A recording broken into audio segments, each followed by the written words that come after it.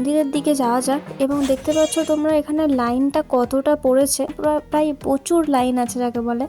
2 ঘন্টার মতো লাইন দেওয়ার পরেই হচ্ছে আমরা মন্দিরে ঢুকতে পেরেছিলাম। তো চলো তোমাদেরকে এবার নিয়মাবলীটা আমি শেয়ার করে দিই।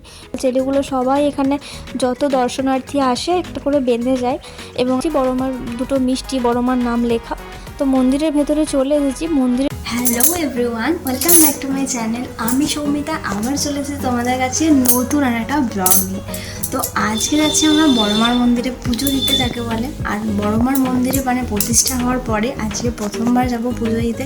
তো সমস্ত কিছু তোমাদেরকে নিয়মাবলীও শেয়ার করব, কী কী নিয়ম আছে ওখানে, মানে কি কি প্রসিডিওর আছে, সমস্ত কিছু যাকে বলে। তো চলো ভিডিওটা দেখতে থাকো আর সঙ্গে থাকো। আর আজকে স্পেশাল একজন আসতে চলেছে আমাদের বাড়িতে, তো সে বিষয়েও তোমাদের সাথে চলো ব্লগটা শেয়ার করব। তো চলো দেখতে থাকো আর সঙ্গে থাকো। আমরা এখন পুজো দেওয়ার জন্য বেরিয়ে পড়েছি। তো এই দেখতে পাচ্ছ বিদ্যুৎ আর আমি দুজনেই সকালবেলাতে বেরিয়ে পড়েছি মন্দিরের উদ্দেশ্যে।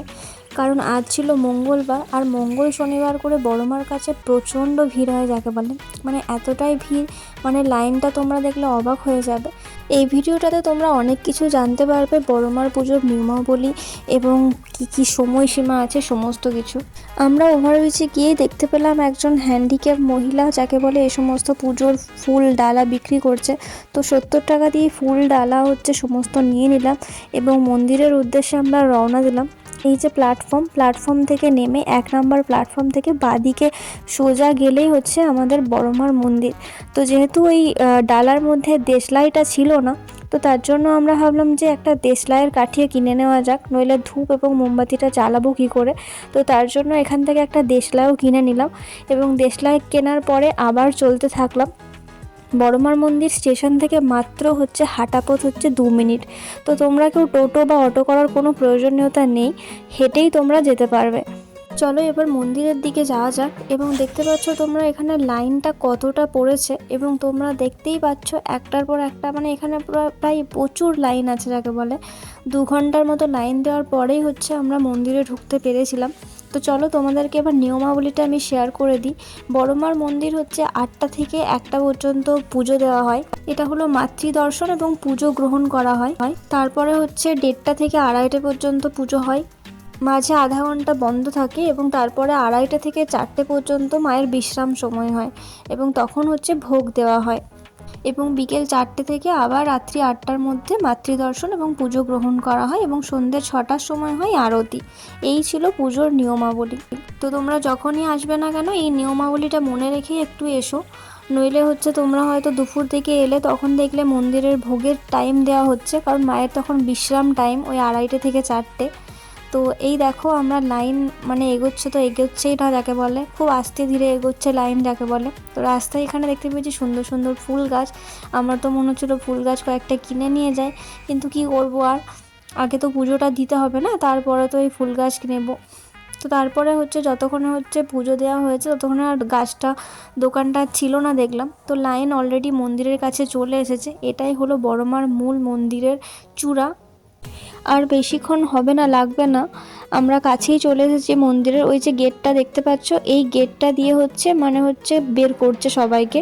ওই সাইডে যে গলিটা আছে ওই গলিটা দিয়ে সবাই ঢুকছে এবং তারপরে এদিক থেকে বেরোচ্ছে। আমরা একদম গলির কাছে চলে এসেছি এবং গলির ভেতরে ঢুকে গেছি, মানে মন্দিরের খুব কাছে। এই যে পিছনে দেখতে পাচ্ছ একটা হচ্ছে রেলিং আছে, এখানে সবাই হচ্ছে এই মায়ের যে হচ্ছে ওই লাল চেলিটা আছে ওটা বাঁধছে এবং খুব কনজেস্টেড যাকে বলে জায়গাটা, তার জন্য খুব ভিড় মনে হয় যাকে বলে, কিন্তু অতটাও মানে নয়, কিন্তু অতিরিক্ত কনজেস্টেড থাকার জন্যই হয়। আর এই দেখো লাল চেলিগুলো সবাই এখানে যত দর্শনার্থী আসে একটা করে বেঁধে যায় এবং আমরা পুজোর জন্য নিয়ে নিয়েছি এই ডালাটা। তার সাথে দেখলাম বড়মার মিষ্টি নেওয়ার ছিল এবং প্যারা নেওয়ার ছিল। আমরা প্রত্যেক বছরই মানে যখনই মানে পুজো দিই আমরা এই বড়মার হচ্ছে মিষ্টিটা নিই যাকে বলে, যেটা 10 টাকা করে পিস হয়। তাই এবছরও নিয়েছি বড়মার দুটো মিষ্টি, বড়মার নাম লেখা। তো মন্দিরের ভেতরে চলে এসেছি। মন্দিরের ভেতরেও দেখতে পাচ্ছ কত লাইন যাকে বলে। আর বড়মার মূর্তির পাশেই ছিল হচ্ছে রাধাকৃষ্ণর একটা মূর্তি। আর এই যে দেখতে পাচ্ছ আমাদের মা, সবার মা যাকে বলে, যার কাছ থেকে কোনোদিনও কেউ খালি হাতে ফেরে না। তো এই দেখো এই যে মূর্তিটা, যদিও ফটোগ্রাফি স্ট্রিক্টলি অ্যালাউ নেই লেখা আছে, তবুও হচ্ছে লুকিয়ে চুরিয়ে ভিডিও ফটো করা হয়েছে। তো তোমরা তো জানোই। যখন কাছে গেছি তখন তো ভিডিও পুরোপুরিভাবে নট অ্যালাউ, দূর থেকে যতটা লুকিয়ে করা যায় ততটাই করেছি। এই ছিল মায়ের দর্শন। মায়ের দর্শন করে মন প্রাণ পুরোপুরিভাবে একদম শান্ত হয়ে গেছে। মনের যাবতীয় দুঃখ কষ্ট দূর হয়ে যাবে মায়ের দর্শন করলেই।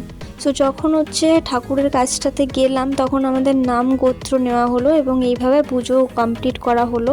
তো তোমরাও দেখো, মায়ের যে দর্শন করে নাও তোমরাও।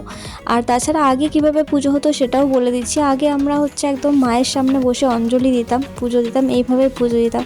তো আমাদের পুজো দেওয়া হয়ে গেছে এবং আমরা বাইরে বেরিয়ে গেছি।